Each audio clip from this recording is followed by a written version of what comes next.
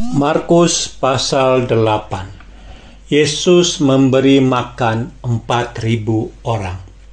Ayat pertama. Pada waktu itu ada pula orang banyak di situ yang besar jumlahnya. Dan karena mereka tidak mempunyai makanan, Yesus memanggil murid-muridnya dan berkata. Ayat 2. Hatiku tergerak oleh belas kasihan kepada orang banyak ini. Sudah 3 hari mereka mengikuti aku, dan mereka tidak mempunyai makanan. Ayat 3. Dan jika mereka kusuruh pulang ke rumahnya dengan lapar, mereka akan rebah di jalan, sebab ada yang datang dari jauh. Ayat 4. Murid-muridnya menjawab, bagaimana di tempat yang sunyi ini orang dapat memberi mereka roti sampai kenyang? Ayat 5. Yesus bertanya kepada mereka, berapa roti ada padamu? Jawab mereka, 7. Ayat 6. Lalu ia menyuruh orang banyak itu duduk di tanah.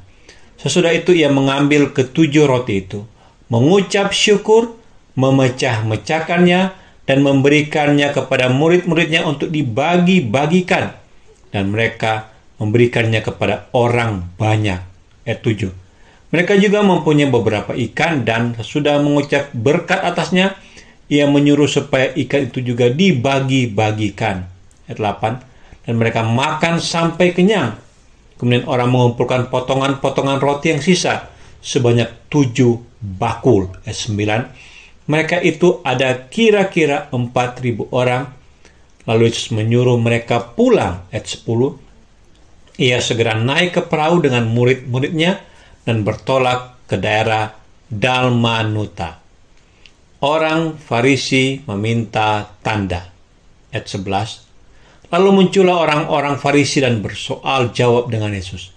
Untuk mencobai dia, mereka meminta daripadanya suatu tanda dari surga.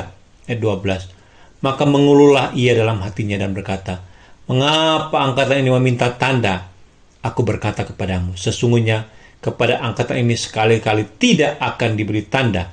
Ayat 13. Ia meninggalkan mereka, ia naik pula ke perahu dan bertolak ke seberang. Tentang ragi orang Farisi dan ragi Herodes. Ayat 14. Kemudian ternyata murid-murid Yesus lupa membawa roti. Hanya sebuah saja yang ada pada mereka dalam perahu. Ayat 15. Lalu Yesus memperingatkan mereka, katanya, berjaga-jagalah dan awaslah terhadap ragi orang Farisi dan ragi Herodes. Ayat 16. Maka mereka berpikir-pikir dan seorang berkata kepada yang lain, itu dikatakannya karena kita tidak mempunyai roti. Ayat 17. Dan ketika Yesus mengetahui apa yang mereka perbincangkan, ia berkata, mengapa kamu memperbincangkan soal tidak ada roti? Belum jugakah kamu paham dan mengerti? Telah degilkah hatimu? Ayat 18. Kamu mempunyai mata, tidakkah kamu melihat? Dan kamu mempunyai telinga, tidakkah kamu mendengar? Tidakkah kamu ingat lagi? Ayat 19. Pada waktu aku memecah-mecahkan 5 roti untuk 5.000 orang itu, berapa bakul penuh potongan-potongan roti kamu kumpulkan? Jawab mereka, 12 bakul. Ayat 20. Dan pada waktu 7 roti dan untuk 4.000 orang itu, berapa bakul penuh potongan-potongan roti kamu kumpulkan? Jawab mereka, 7 bakul. Ayat 21. Lalu katanya kepada mereka, masihkah kamu belum mengerti? Yesus menyembuhkan seorang buta di Betsaida. Ayat 22. Kemudian tibalah Yesus dan murid-muridnya di Betsaida. Di situ orang membawa kepada Yesus seorang buta dan mereka memohon kepadanya supaya ia menjamah dia. Ayat 23. Yesus memegang tangan orang buta itu dan membawa dia keluar kampung. Lalu ia meludahi mata orang itu dan meletakkan tangannya atasnya dan bertanya, sudahkah kau lihat sesuatu? Ayat 24. Orang itu memandang ke depan lalu berkata, aku melihat orang, sebab melihat mereka berjalan-jalan, tetapi tampaknya seperti pohon-pohon. Ayat 25. Yesus meletakkan lagi tangannya pada mata orang itu, maka orang itu sungguh-sungguh melihat dan telah sembuh, sehingga ia dapat melihat segala sesuatu dengan jelas. Ayat 26. Sesudah itu Yesus menyuruh dia pulang ke rumahnya dan berkata, jangan masuk ke kampung. Pengakuan Petrus. Ayat 27. Kemudian Yesus serta murid-muridnya berangkat ke kampung-kampung di sekitar Kaisarea Filipi. Di tengah jalan, ia bertanya kepada murid-muridnya. Kata orang, siapakah aku ini? Ayat 28, jawab mereka, ada yang mengatakan Yohanes Pembaptis, ada juga yang mengatakan Elia, ada pula yang mengatakan seorang dari para nabi. Ayat 29, ia bertanya kepada mereka, tetapi apa katamu? Siapakah aku ini? Maka jawab Petrus, engkau adalah Mesias. Ayat 30, lalu Yesus melarang mereka dengan keras supaya jangan memberitahukan kepada siapapun tentang dia.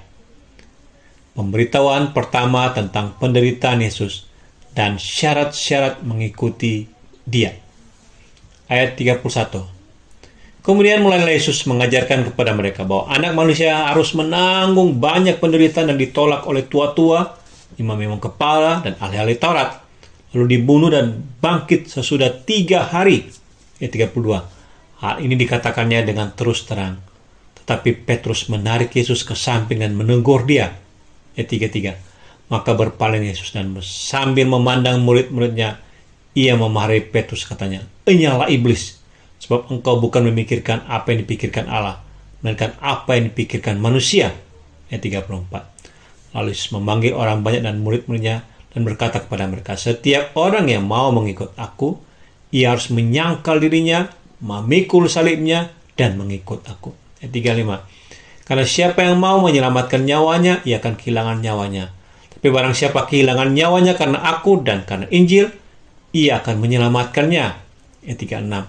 Apa gunanya seorang memperoleh seluruh dunia, tapi ia kehilangan nyawanya? Ayat 37. Karena apa yang dapat diberikannya sebagai ganti nyawanya?